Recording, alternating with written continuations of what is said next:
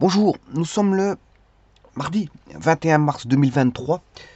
La météo a été complètement bouleversée parce qu'il bon, il pleut, il fait un petit peu froid, légèrement froid, avec un petit peu de pluie. Enfin, un petit peu de pluie, bon, c'est pas qu'il drache beaucoup, mais disons qu'il y a un petit peu de pluie. Et déjà, je crois qu'hier, il y avait de la pluie en soirée, je crois. Bon, pour la soirée d'hier, je m'en rappelle plus, je m'excuse. Mais en tout cas, c'est en cette matinée, ben, on a de la pluie. Je vous présente ici un petit énoncé qui concerne un calcul de limite. On demande de rechercher la limite quand x tend vers 1 de pi demi tangente pi demi x plus 1 sur x moins 1. Donc vous voyez qu'elle est composée d'une fonction trigonométrique qui est la fonction tangente multipliée par une constante qui est pi demi. Mais attention que l'argument de la tangente vaut pi demi x et non pas tangente x. Plus on additionne à ça bon, un rapport qui est un rapport d'un polynôme qui est 1 sur x moins 1. Donc si vous voulez, c'est l'inverse de x moins 1. C'est tout simplement ça, c'est l'inverse de x moins 1. Eh bien, je vais déjà construire ça sur GeoGebra.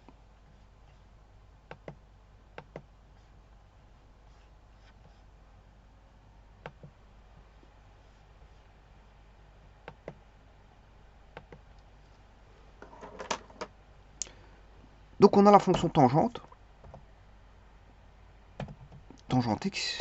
Ouais, ça s'écrit pas comme ceci sur GeoGebra. Je m'excuse, c'est T-A-N x. Alors ça, c'est la fonction tangente avec tous ces asymptotes qui sont en pi demi plus kpi. En pi demi plus kpi, on a des asymptotes.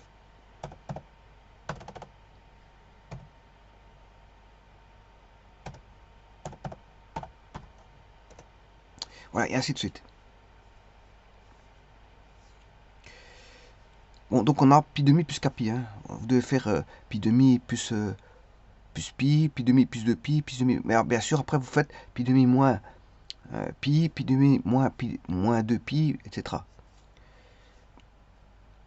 Si vous voulez, en d'autres termes, ce que j'explique ici, c'est si je veux la suivante, ben, il faut rajouter pi. Et si je veux celle avant,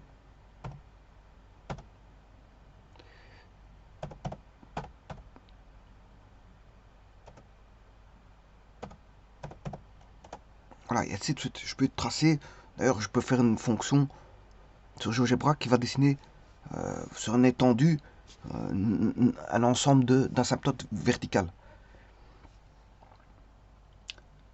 Mais le problème ici, c'est qu'on n'a pas de tangente x, mais tangente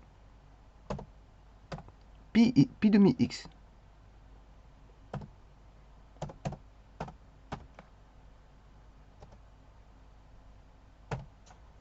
C'est-à-dire que la fonction tangente ici, elle est divisée par la tangente x est divisée, les x, en tout cas les x, les abscisses sont divisées par pi demi. Et donc si les abscisses sont divisées par pi demi, mais on a une asymptote en pi demi. En pi sur 4, je m'excuse.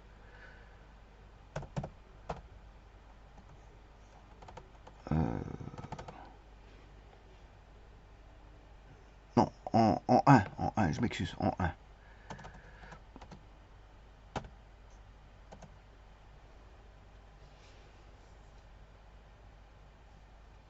La suivante sera en 3.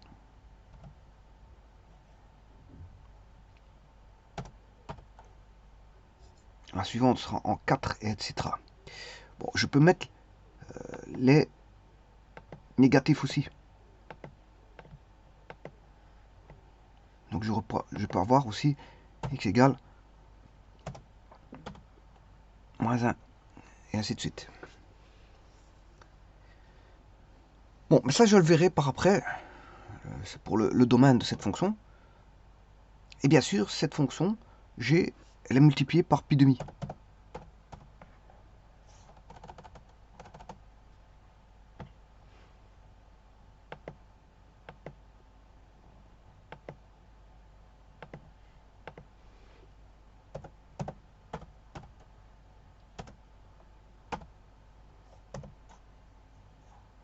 Donc les y, là, ils sont multipliés par pi demi. Autant les x sont divisés par rapport à la fonction tangente, les x sont divisés par pi demi, puis quand on obtient la fonction tangente pi demi x, ben on multiplie les y par pi demi.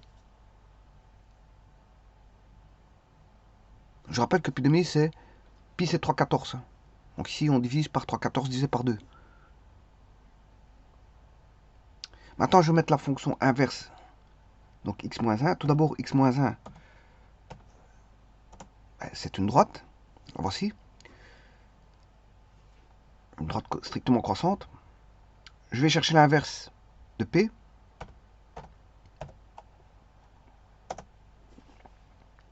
On a une fonction inverse.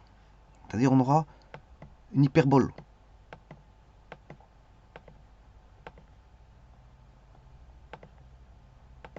Alors, une hyperbole. Bien sûr, avec deux asymptotes. Une qui est horizontale, x égale 0.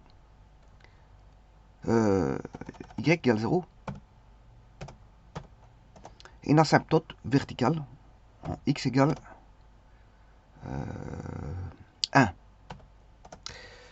Et donc ça c'est une asymptote équilatère. Pourquoi équilatère? Parce que bon, les axes sont perpendiculaires. Les axes sont perpendiculaires. Si les axes n'étaient pas perpendiculaires, on aurait une hyperbole équicepte. Donc ici, c'est une hyperbole équilatère. Donc on a ici une fonction tangente avec additionnée à une fonction, bien sûr, une transformation de la fonction tangente qui est h, qui est la fonction h, plus la fonction q, qui est l'inverse d'un polynôme.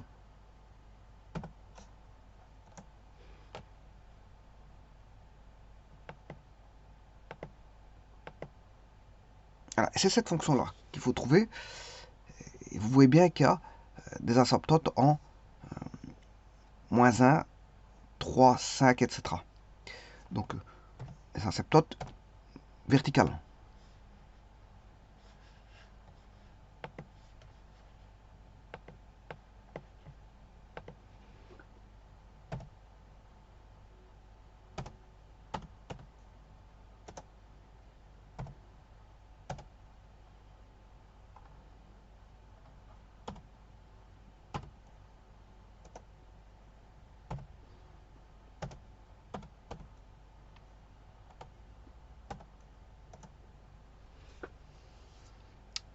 Et d'autres asymptotes, x égale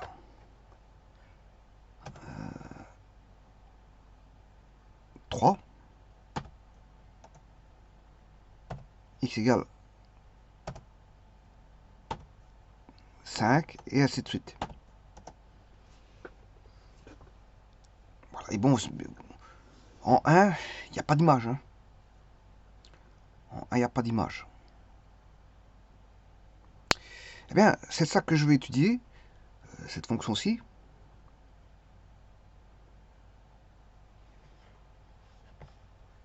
C'est-à-dire c'est celle-là. Eh bien, la première des choses, c'est de rechercher les conditions d'existence sur la tangente.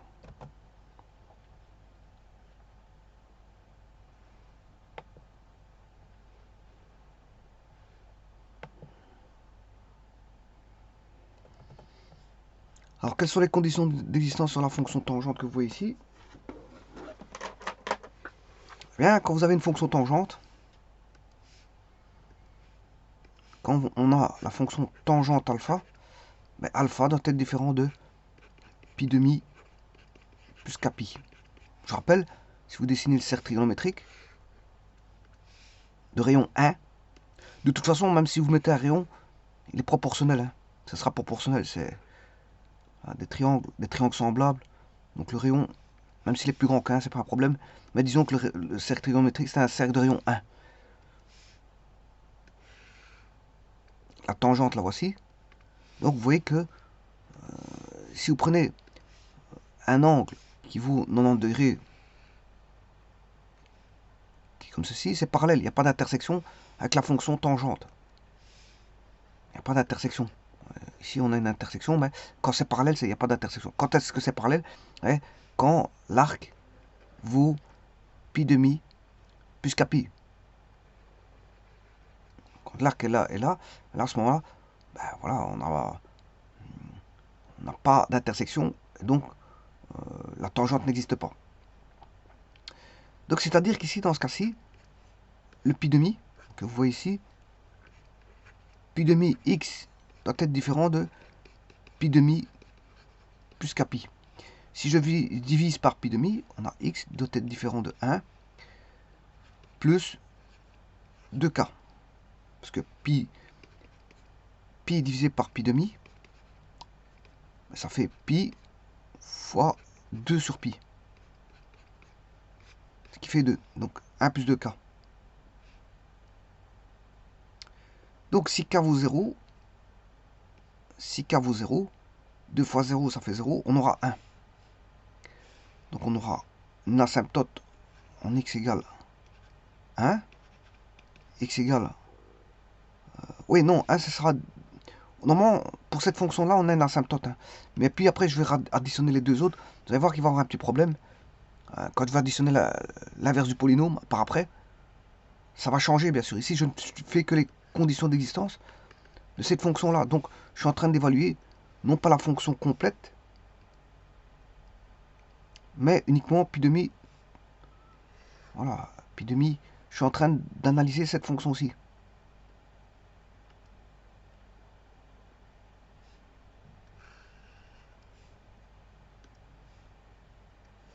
Voilà. Là, vous voyez bien que les asymptotes, je vous ai dit que c'était en 1. Parce que k vaut 0, on a 1.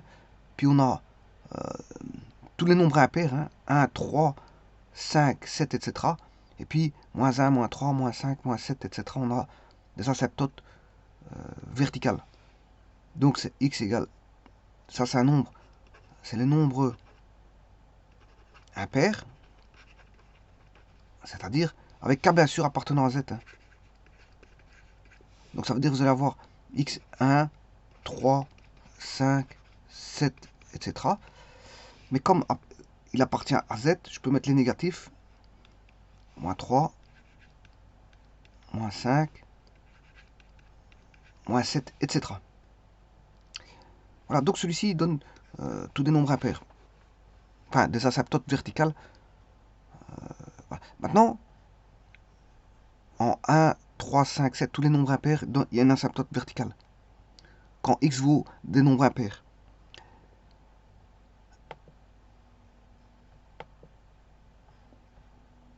Maintenant, je vais évaluer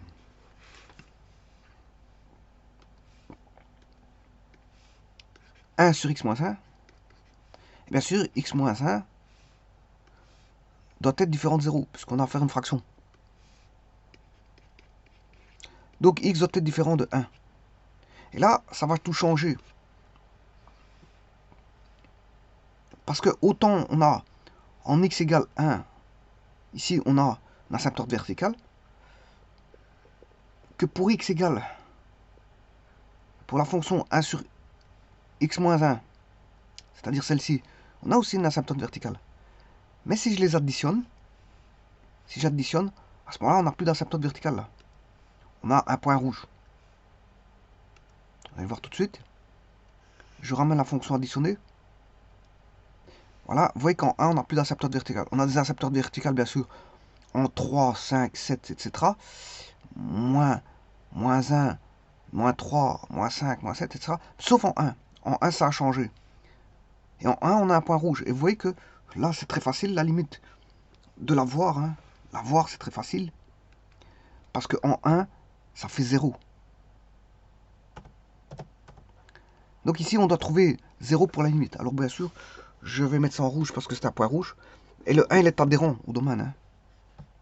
Donc je peux calculer la limite en 1. Et donc, ça fera 0.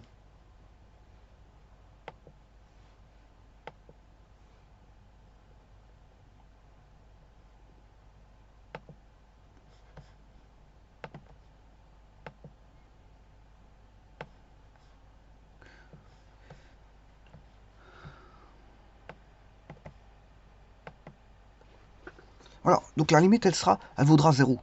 Je peux vous le dire, hein. En voyant sur le dessin, on voit tout de suite que la limite vaut 0. Donc, je dois m'atteler à absolument trouver ce fameux point rouge qui est adhérent et qui est discontinu bien sûr en ce point là, et qui voudra 1.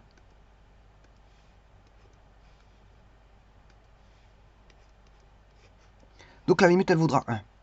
0, je m'excuse. Je sais pas pourquoi je dis 1.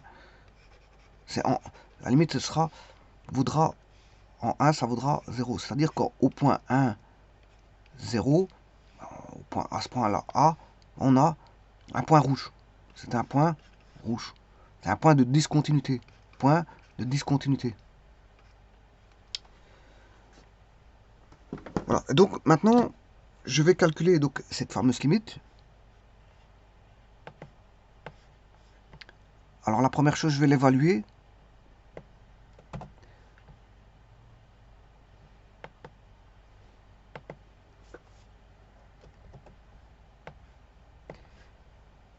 Alors on va mettre 1. Alors ce que je vais faire,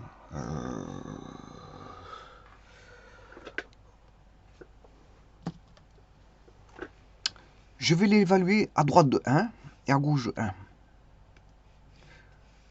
Bon, celui-ci, si je calcule la limite quand x tend vers 1 à droite, la limite quand x tend vers 1 à gauche,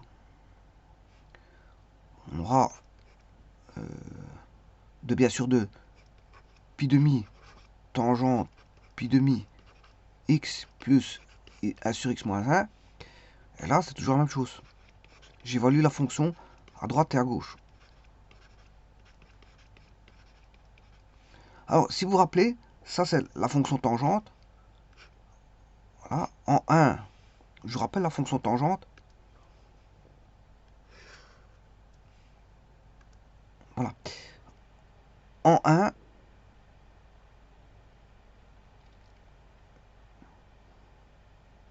je vais rechercher là. Ça c'est tangente x. C'est pas celle-là qu'il me faut, bien sûr, vous aurez compris que c'est pi demi. À la rigueur, je peux prendre celle-là. Ça c'est bon. Ou alors je peux prendre la seconde. De toute façon, la limite vaudra la même chose. Hein. Alors, en 1, on a une asymptote verticale. Mais, bon, je prends celle-ci. Si je prends x égale 1, voilà. Bon, à droite, c'est... À gauche, c'est plus l'infini. Et à droite, c'est moins l'infini. Voilà. À gauche de cette droite, x égale 1. À gauche, c'est plus l'infini. La fonction tangente de pi demi x fois pi demi, eh bien, tend vers plus l'infini à gauche et moins l'infini à droite. Alors, qu'est-ce qui me fait dire ça? Parce que, bon, si vous prenez l'asymptote verticale, ben, à droite, ça fait ça, à gauche, ça fait ça.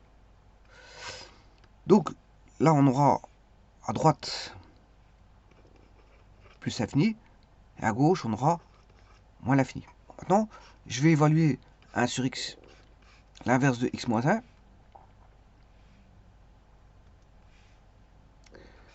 Alors, c'est une asymptote, enfin, c'est une hyperbole, qui fait comme ceci, je crois. Voilà. Et donc, là, ben, on va voir ça tout de suite.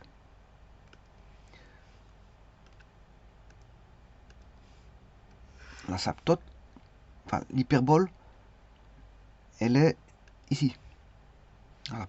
Et bien sûr, avec, en x égale 1, l'asymptote verticale. Voilà.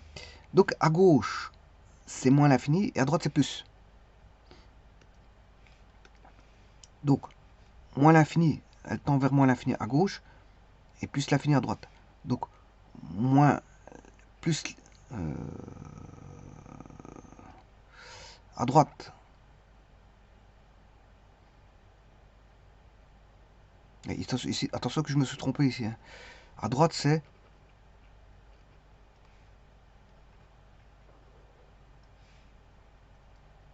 À droite, ici, c'est plus l'infini. Plus l'infini à droite, moins l'infini à droite. Donc, plus l'infini à droite et moins l'infini à gauche. Par contre, ici, c'est moins l'infini à gauche et plus l'infini à droite. Je m'excuse, ici c'est pas... J'ai recréé la même chose. C'est moins l'infini, c'est ça que je veux dire. À droite, voilà, à droite c'est ici. Ah, à droite c'est ici. Ah, à droite c'est moins l'infini pour celui-là. Et donc l'autre ce sera plus l'infini. À gauche. Voilà. Et à droite ici c'est plus l'infini. Et celui-là à gauche c'est moins l'infini. Et donc vous voyez que c'est une forme indéterminée là. Puisque vous avez plus l'infini, moins l'infini. Moins l'infini plus l'infini est une forme indéterminée. Et celui-ci c'est une forme indéterminée. Donc il faut calculer autrement pour trouver le calcul de cette limite.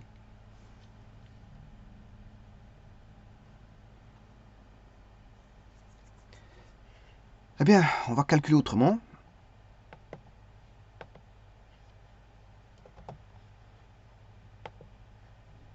Alors, je rappelle que la réponse est 0. Je dois m'arranger pour trouver 0. Alors quand vous voyez ça, la première des choses, c'est de mettre au même dénominateur, puisqu'on a à faire une fraction. Et donc si je mets au même dénominateur, on aura x moins 1.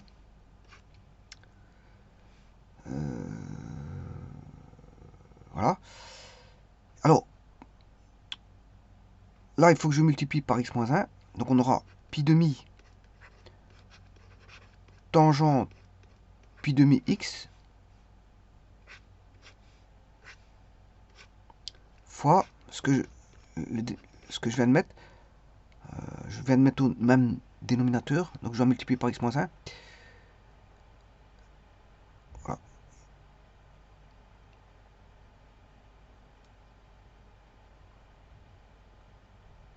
Et ici, je vais rajouter...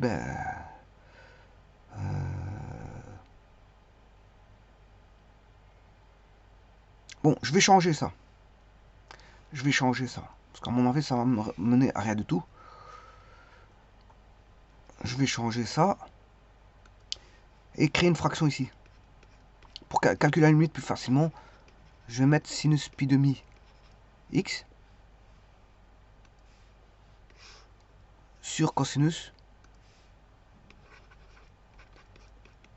pi demi x. Bien sûr, plus 1 sur x moins 1. Bien sûr, la limite quand x tend vers 1.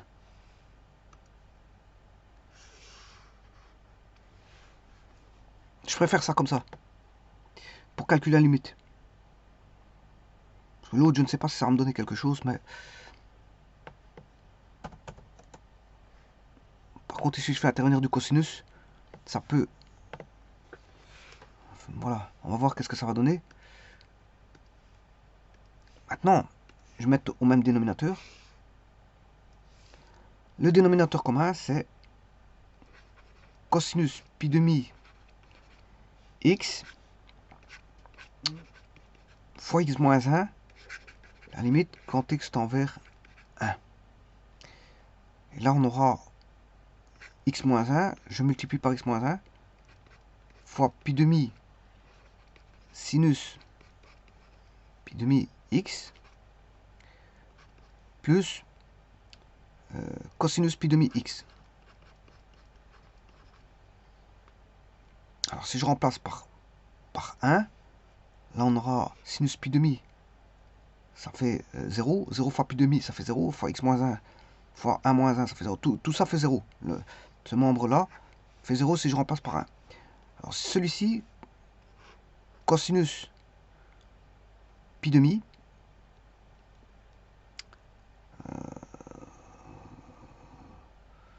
ça fera 1.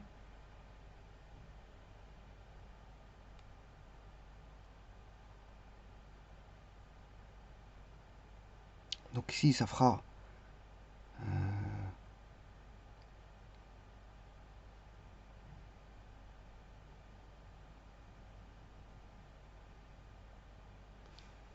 Zéro plus 1 sur 0.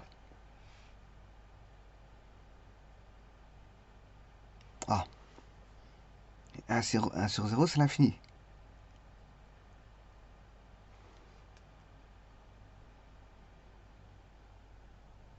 Non, en pi demi, ça fait 0, je m'excuse. Oui, donc c'est moi qui me suis trompé. Ici, sinus pi demi, ça fait 1. Voilà. Une fois pi demi, c'est pi demi, mais le 0 va être obtenu grâce à 1 moins 1, ça fait 0. Donc on a bien 0, non pas à cause de sinus pi demi, parce que sinus pi demi, ça fera 1. Voilà, sinus pi demi, voilà, là, sinus de pi demi égale 1. Parce que le sinus de 0, ça fait 0. Par contre, le cosinus de pi demi, ça fait 1. Voilà, et le cosinus de 0, ici ça fait 0, je m'excuse. 0 et cosinus de 0, ça fait 1. Voilà, et donc, si je remplace x par 1, celui-ci, ça vaudra 0. Parce que c'est cosinus pi demi. Voilà. Et celui-ci, sinus pi demi, il vaut 1. Donc c'est 1. Une fois pi demi, ça fait pi demi. Et là, on aura 1 moins 1. 1 moins 1, ça fait 0. Donc on a une forme 0 sur 0. Une forme indéterminée. Donc on va calculer autrement. Donc je vais reprendre tous ces calculs.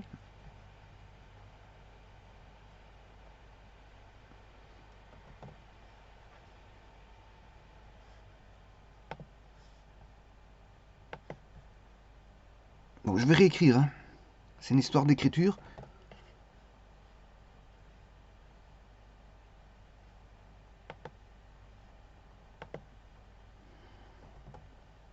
Voilà, je vais réécrire plus proprement, bien sûr. Donc on a du 0 sur 0. Je vais recalculer la limite. Hein, en écrivant bien sûr correctement la fonction. La limite quand x tend vers 1. On a une fraction. On se retrouve avec x moins 1 fois cosinus pi demi x. X moins 1 fois pi demi, la constante que je mets devant, fois le sinus de pi demi x, plus le cosinus de pi demi x. Voilà, comme ça je peux... Je regarde si je ne me suis pas trompé. Donc pi demi, j'ai bien mis le pi demi, il est là. Le x moins 1, je l'ai. Sinus pi demi, je l'ai. Cosinus pi demi, je l'ai. Donc, et au dénominateur, on a ces deux-là. Ces deux expressions-là. Donc là, je peux effacer. Donc traiter ceci.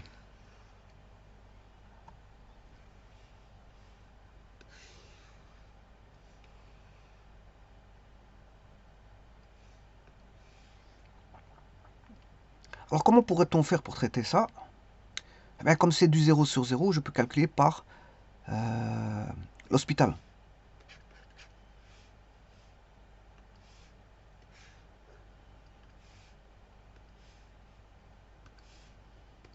C'est-à-dire que je vais dériver le numérateur séparément, dériver le dénominateur séparément et évaluer la limite.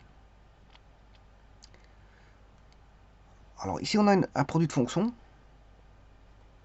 c'est f fois g. F étant un polynôme et le second c'est un sinus.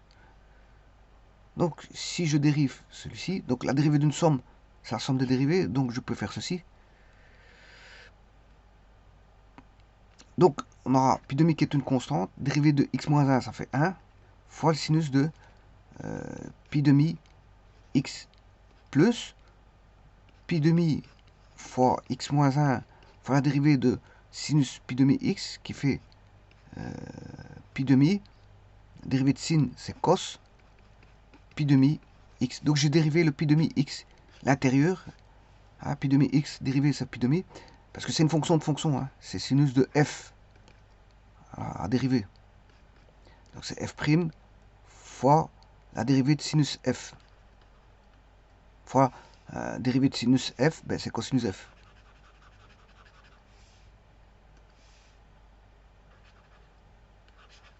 Voilà, c'est ça que j'ai fait. Comme à l'intérieur, ici c'est pi demi x, ben, dérivée de pi demi x, c'est pi demi. Dérivé de sinus, c'est cosinus. Cosinus pi demi x. Voilà. Et là, on fait la même chose pour celui-ci. Bah, c'est pi demi. Dérivé de cos, c'est moins sin. Donc, on va se retrouver avec le plus par moins, ça donne moins.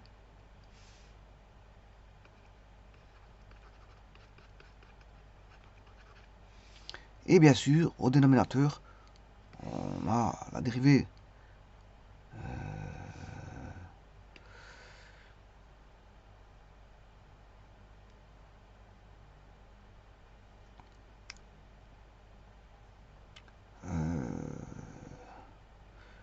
dérivée.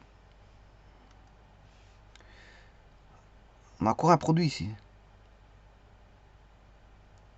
X moins 1.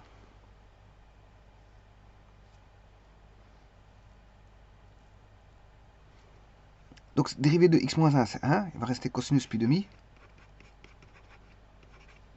Plus x moins 1 fois pi demi dérivée de cosinus moins sinus pi demi.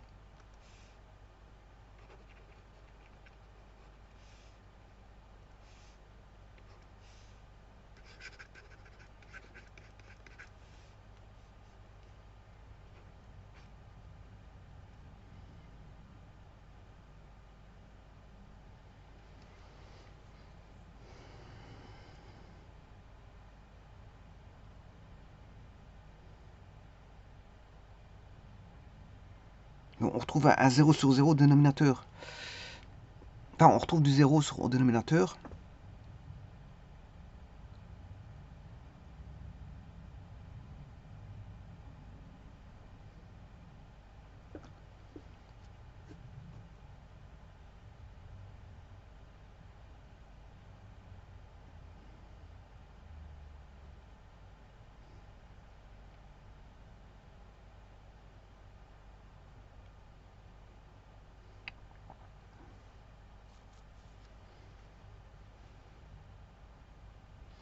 Bon, sinus pi demi.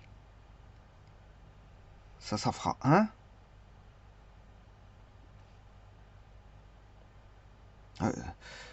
En 1, sinus pi demi, ça fait 1. Parce que sinus de 0, ça fait 0. Sinus de pi demi, ça fait 1. Alors on a 1. Donc là, on a une constante parce qu'on a pi demi. 1 fois pi demi, c'est pi demi.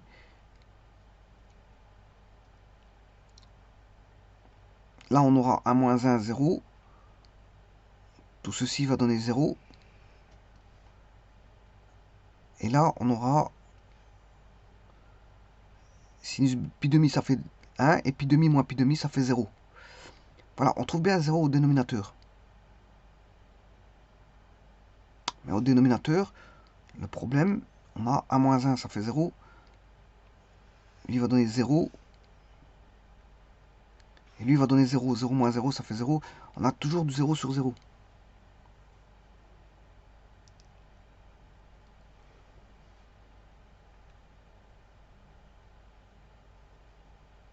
Ouais, ce qui pose problème, c'est...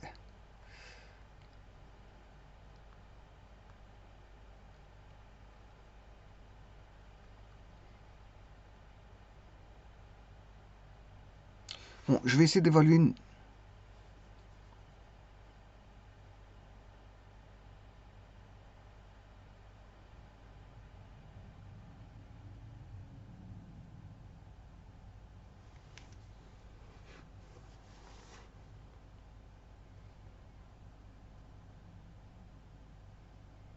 Attention qu'ici, c'est pi demi x.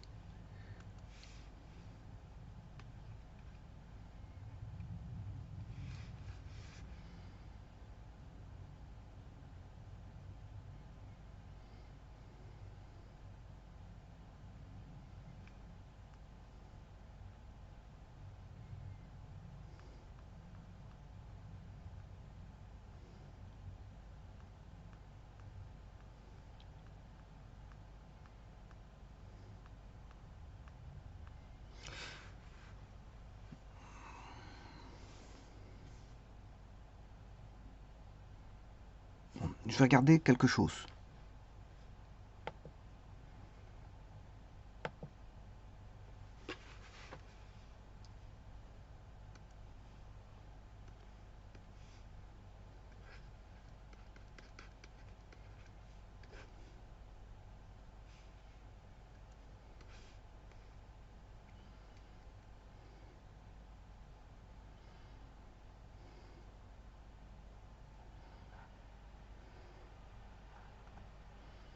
Non. Cosinus pi demi x. En 1, c'est cosinus pi demi. Cosinus pi demi, ça fait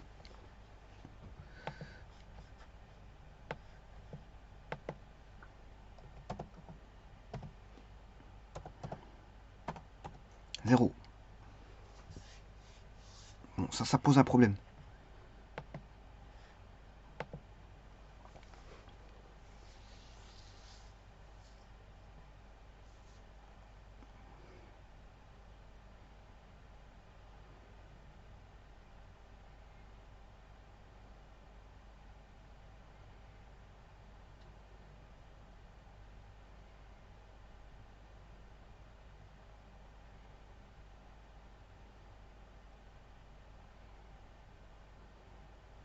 Bah, alors je vais redériver une seconde fois, hein, parce que j'ai du 0 sur 0, encore une fois.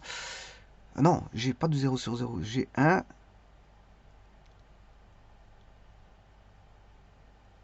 0, 0, j'ai du 0 sur... Oui, 0 sur 0. J'ai bien du 0 sur 0.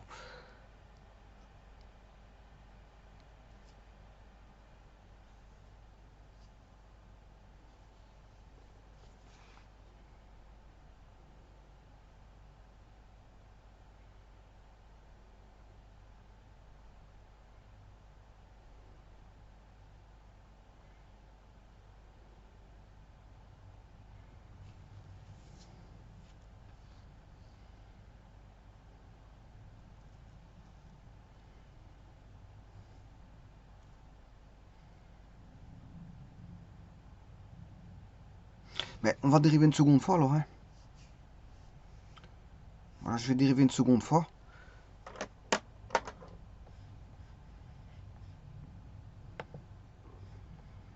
Donc je prends le numérateur.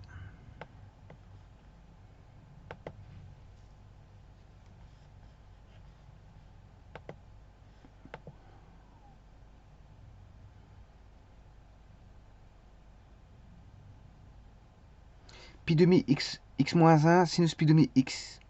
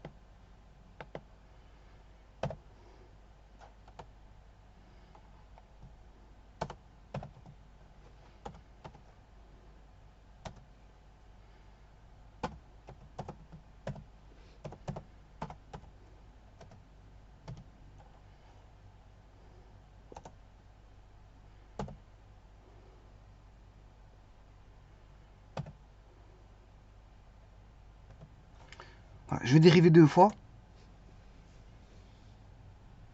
Voilà. Et bien sûr, F1, je vais dériver 2 fois.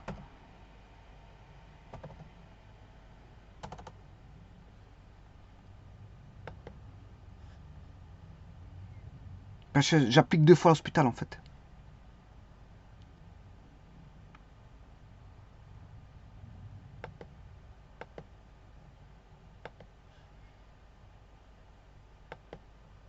Je vais chercher l'indice. Où est l'indice?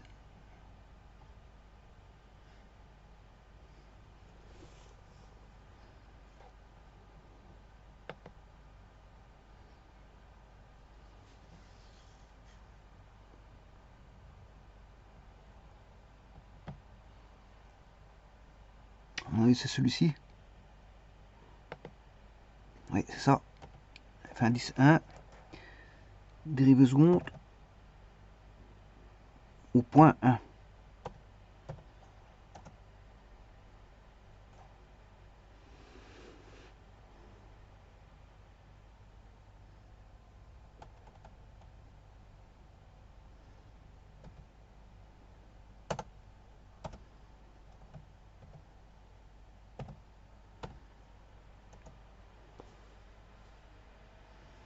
Moins 3,14.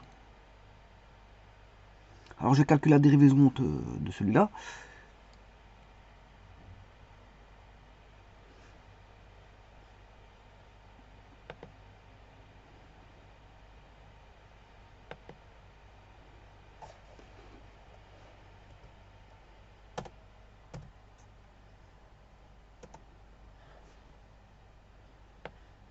Voilà, donc en fait c'est bien ça. Il fallait calculer 2 fois, c'est 2 fois l'hospital. Hein. Il faut bien faire 2 fois l'hospital.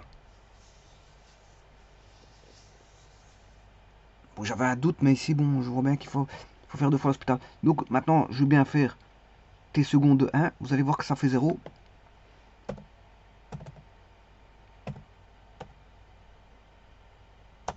Voilà, ça fait bien 0. 0 sur 3, moins 3,14. 0 sur moins 3,14. Donc vous voyez qu'il faut dériver 2 fois. C'est juste ça. Bon, j'avais un petit doute, mais bon, le doute élevé, grâce à GeoGebra, hein. Il faut bien faire 2 fois l'hospital ici. Et la deuxième fois, l'hospital ben, vous permet de trouver la réponse. Qui fera 0 sur moins 3,14. Et 0 sur moins 3,14, ben, ça fait 0. Et donc la limite est bien en 0. Donc ici, il faut juste appliquer l'hospital 2 fois.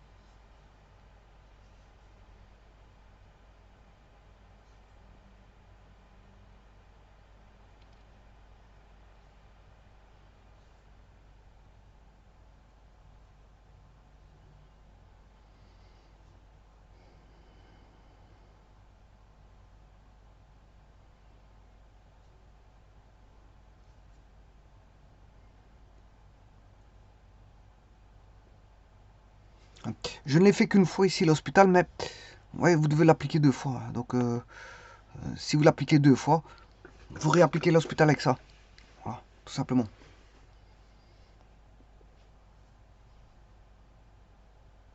Alors je pourrais le faire, hein, c'est pas un problème. Je peux le faire. On va reprendre ceci.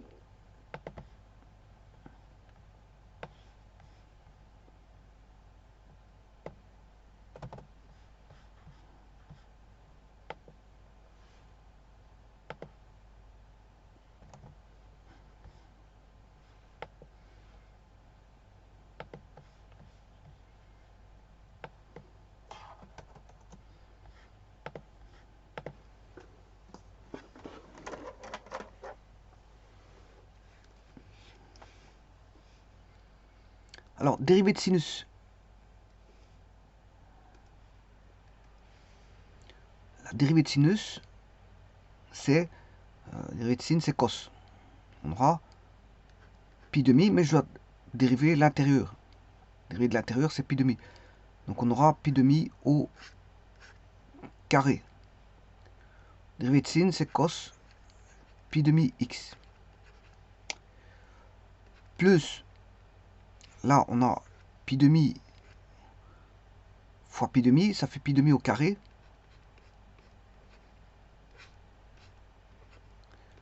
fois, alors là je dois dériver x moins 1, ça fait 1, fois cosinus pi demi. Et une fois cosinus pi demi, c'est cosinus pi demi.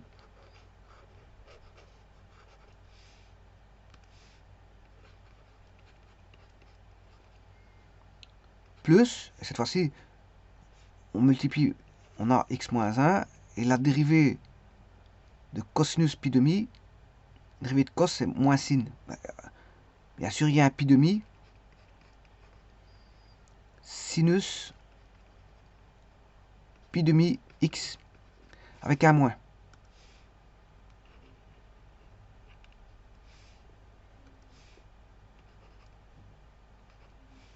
Donc ici, j'applique l'hospital une seconde fois.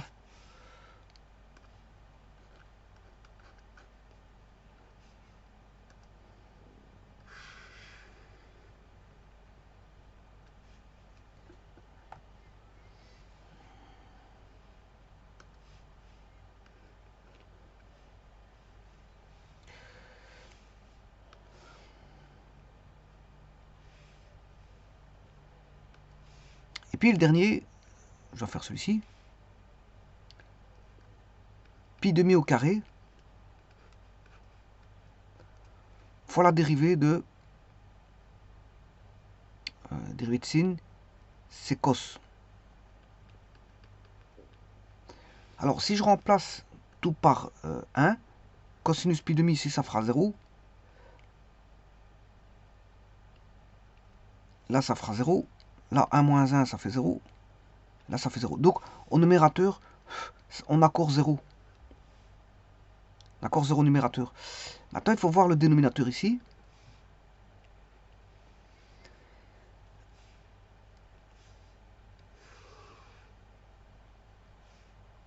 Voilà. Dérivée de cos, c'est moins pi de... Dérivée de sin, c'est cos. Dérivée de cos, c'est moins sin. Donc moins pi demi sinus pi demi x. Moins, là on va se retrouver avec pi demi. Dérivée de x moins 1, c'est 1. Fois sinus pi demi x.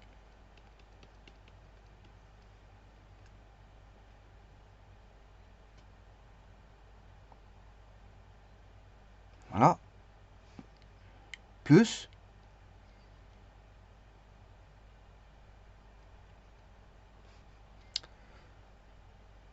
x moins 1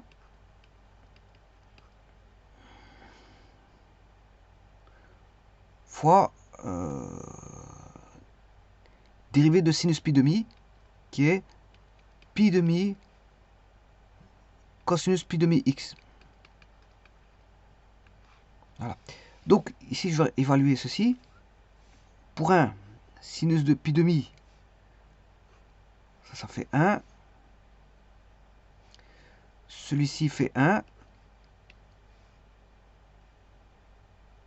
Celui-ci fait 0.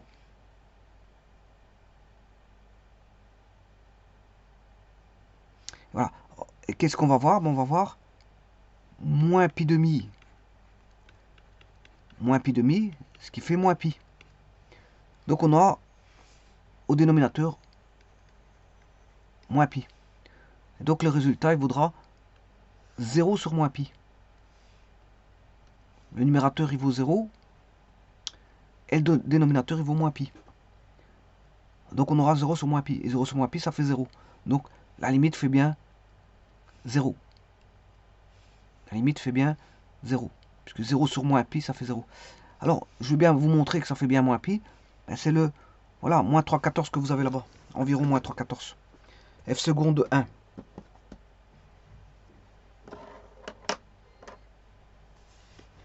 Donc en fait ici, l'astuce, c'est qu'il faut faire une seconde fois l'hospital.